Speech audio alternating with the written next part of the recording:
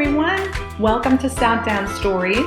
My name is Mrs. Cournane, and I'm going to read to you one of my all-time favorite stories by one of my all-time favorite authors. The story is Strega Nona by Tomie dePaola. And my family loves Tomie dePaola stories because he is a little Italian and a little Irish like my family. So we can really relate to some of the things he writes about. And another reason this particular story is my favorite Tomie dePaola story because it reminds me of my Grandma Millie, who every time my brothers and sisters and cousins and I used to go over her house, she always had a giant pot of pasta ready to be served. And all of us used to just gather around the table while my grandma and grandpa dished out big heaping bowls full of hot pasta, delicious sauce, and we always were so happy to be together as a family. And that's really what this story reminds me of. So here we go.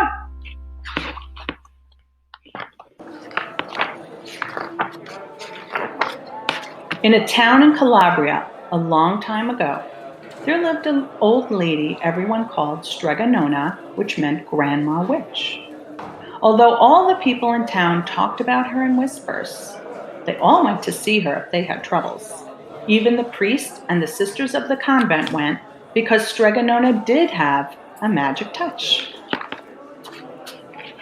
She could cure a headache with oil and water and a hairpin. She made special potions for girls who wanted husbands. And she was very good at getting rid of warts. But Strega Nona was getting old, and she needed someone to help her keep her little house and garden. So she put up a sign in the town square. And Big Antony, who didn't pay attention, went to see her. "Antony," said Strega Nona, "you must sweep the house and wash the dishes. You must weed the garden and pick the vegetables. You must feed the goat and milk her. And you must fetch the water. For this I will give you 3 coins and a place to sleep and food to eat." "Oh, grazie," said Big Antony. "The one thing you must never do," said Strega Nona, "is touch my pasta pot. It is very valuable, and I don't let anyone touch it." "Oh, see, yes," said Big Antony. Let's see if he listens. Remember, he never pays attention. And so the days went by. Big Antony did his work, and Strega Nona met with the people who came to see her for headaches and husbands and warts. Big Antony had a nice bed to sleep in next to the goat shed, and he had plenty of food to eat. One evening, when Big Antony was milking the goat, he heard Strega Nona singing. Peeking in the window, he saw Strega Nona standing over the pasta pot. She sang, "Bubble, bubble, pasta pot, boil me some pasta nice and hot. I'm hungry and it's time to sup. Boil me enough pasta to fill me up." And the pasta pot bubbled and boiled and was suddenly filled with steaming hot pasta. Then Strega Nona sang, "Enough, enough pasta pot. I have my pasta nice and hot. So simmer down my pot of clay until I'm hungry another day." "How wonderful," said Big Antony. "That's a magic pot for sure." And Strega Nona called Big Antony in for supper. But too bad for Big Antony, because he didn't get to see Strega Nona blow 3 kisses to the magic pasta pot. I think that's going to be important. And this is what happened. The next day, when Big Antony went to the town square to fetch the water, he told everyone about the pasta pot. And naturally, everyone laughed at him because it sounded so silly, a pot that cooked pasta all by itself. "You'd better go and confess to the priest, Big Antony," they said. "Such a lie." And Big Antony was angry, and that wasn't a very good thing to be. "I'll show them," he said to himself. "Someday I will get the pasta pot and make it cook, and then they'll be sorry." That day came sooner than even Big Antony would have thought, because 2 days later, Strega Nona said to Big Antony, "Antony, I must go over the mountain to the next town to see my friend Strega Amelia. Sweep the house and weed the garden, feed the goat and milk her, and for your lunch, there are some bread and cheese in the cupboard. And remember, don't touch my magic pasta pot."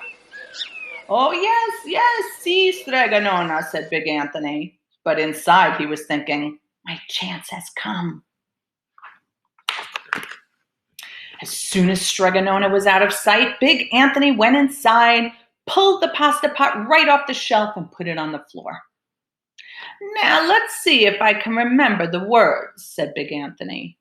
And Big Antony sang, "Bubble, bubble, pasta pot, boil me some pasta nice and hot. I'm hungry and it's time to sup. Boil enough to fill me up." And sure enough, the pot bubbled and boiled and began to fill up with pasta. "Aha!" said Big Antony, and he ran to the town square, jumped on the fountain, and shouted, "Everyone get forks and plates and platters and bowls. Pasta for all at Strega Nona's house. Big Antony has made the magic pasta pot work."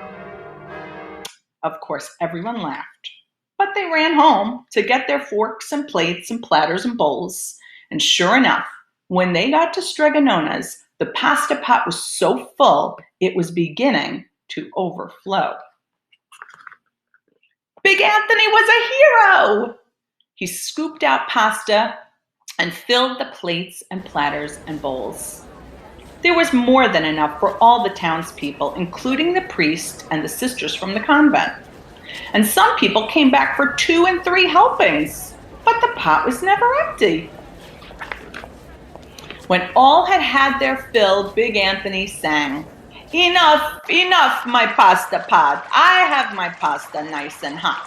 So simmer down my pot of clay until I'm hungry another day." But alas, he did not blow those 3 kisses. He went outside, and to the applause of the big crowd, Big Antony took a bow. He was so busy listening to compliments from everyone that he didn't notice the pasta pot was still bubbling and boiling, until a sister from the convent said, "Oh, Big Antony, look!" And pasta was pouring out of the pot all over the floor of Strega Nona's house, and it was coming out the door. Big Antony rushed in and shouted the magic words again, but the pot kept bubbling. He took the pot off the floor. The pasta kept pouring out from it. Big Antony grabbed a cover and put it on the pot and sat on it. But the pasta raised the cover, and Big Antony as well, and spilled out on the floor of Strega Nona's house. What is he going to do? "Stop!" yelled Big Antony. But the pasta did not stop, and if someone hadn't grabbed poor Big Antony, the pasta would have covered him up. That pasta had all but filled the little house. Out of the windows and through the doors came the pasta, and the pot kept right on bubbling. The townspeople began to worry. "Do something, Big Antony!" they shouted. Big Antony sang the magic song again and again, but without the 3 kisses, it did no good. By this time, the pasta was on its way down the road, and all the people were running to keep ahead of it. "We must protect that town from the pasta," shouted the mayor. "Get mattresses, tables, doors, anything to make a barricade." But even that didn't work. The pot kept bubbling, and the pasta kept coming. "We are lost," said the people, and the priest and the sisters of the convent began praying. "The pasta will cover our town," they cried. And it certainly would have, had Strega Nona not come down the road home from her visit. She didn't have to look twice to know what had happened. She sang the magic song and blew those 3 kisses, and with a sputter, the pot stopped boiling and the pasta came to a halt.